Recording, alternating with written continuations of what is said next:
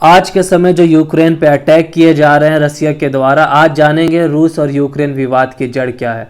कभी साथ रहे देश जंग की कगार पर कैसे पहुंचे, पिछले 30 सालों में कैसे बदले हालात। सबसे पहले आखिर जानेंगे कि यूक्रेन रूस विवाद शुरू कहां से हुआ। 1991 ये वो साल था जहां से इन दोनों देशों का विवाद शुरू हुआ। रूस और यूक्रेन दोनों ही सोवियत यूनियन का हिस्सा थे। अगस्त 1991 में यूक्रेन ने सोवियत यूनियन से आज़ादी की घोषणा की। उसी साल 1 दिसंबर को जनमत संग्रह हुआ जिसमें 90% यूक्रेनियन ने सोवियत यूनियन से अलग होने के पक्ष में वोट दिया। उस वक्त रूस के राष्ट्रपति बोरिस येल्त्सिन ने यूक्रेन को एक अलग देश के तौर पर मान्यता दी। उस समय रूस ने क्रीमिया को भी यूक्रेन का ही हिस्सा बताया। 1954 में सोवियत यूनियन के नेता नितिका ने यूक्रेन को क्रीमिया तोहफे में दिया। 2004 के राष्ट्रपति चुनाव में यूक्रेन में विक्टर यानुकोविच की जीत हुई। यानुकोविच रूस के समर्थन माने जाते हैं। उनकी जीत के बाद यूक्रेन में विरोध हो गया।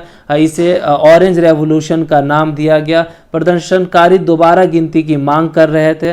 रूस ने इन प्रदर्शनकारियों के पीछे पश्चिमी देशों का हाथ होने का दावा किया। 2008 में विपक्षी नेता विक्टर युनसेनको ने यूक्रेन के नाटो में शामिल होने का प्लान पेश किया।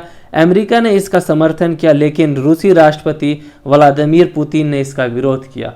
नाटो ने जॉर्जिया और यूक्रेन को शामिल करने का ऐलान किया, लेकिन जॉर्जिया पर हमला रूस ने कर दिया और इनके 2 इलाकों पर कब्जा कर लिया। 2010 के राष्ट्रपति चुनाव में एक बार फिर से विक्टर यानुकोविच की जीत हुई।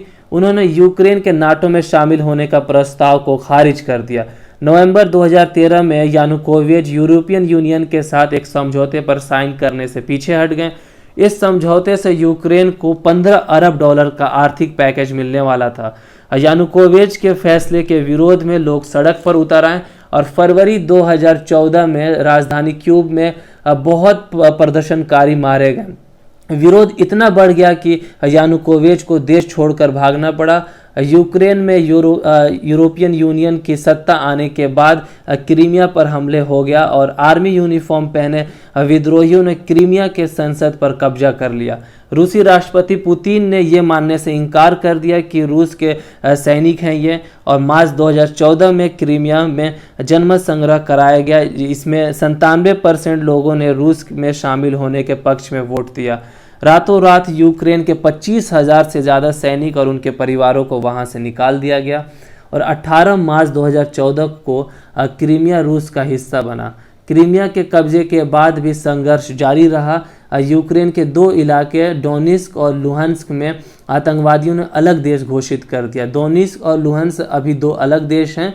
2019 के चुनाव में यूक्रेन में व्लादिमीर जेलेंस्की राष्ट्रपति चुने गए।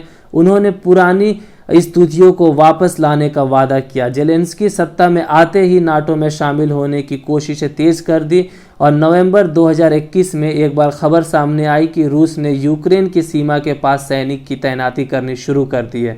रूस नहीं चाहता है कि यूक्रेन नाटो में शामिल हो। रूस को लगता है कि अगर ऐसा हुआ तो नाटो के सैनिक रूस की सीमा के आसपास ही रहेंगे। आपकी क्या राय है इसमें, हमें नीचे कमेंट करके ज़रूर बताएं। अगर आपको हमारा वीडियो पसंद लगा हो तो हमारे चैनल को सब्सक्राइब करें, लाइक करें और शेयर करें।